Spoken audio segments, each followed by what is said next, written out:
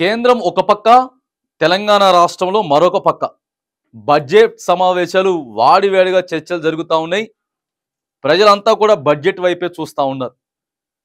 Telangana parliament సమావేశాలు కూడా ఈరోజు ప్రారంభమైనటువంటి నేపథ్యంలో 25వ తారీఖు ఎల్లుండి బిల్లులు పాస్ చేయబోతా ఉన్నారు.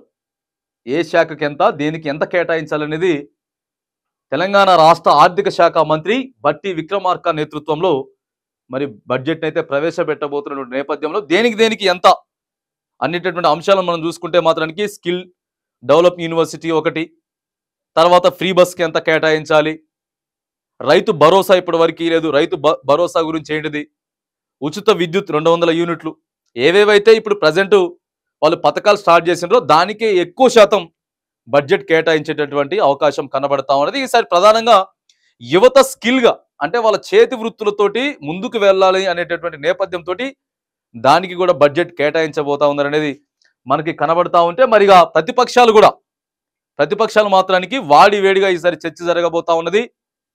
గట్టిగా మాట్లాడడానికి ఓ పక్క బీఆర్ఎస్ బీజేపీలు మాత్రానికి కాచుకొని కూర్చొని ఉన్నాయి. కీలక బిల్లులు మనకి ఇక రైతు భరోసా అనేది ఇప్పటికి 7,500 కోట్ల రూపాయలు ఇవ్వాలి.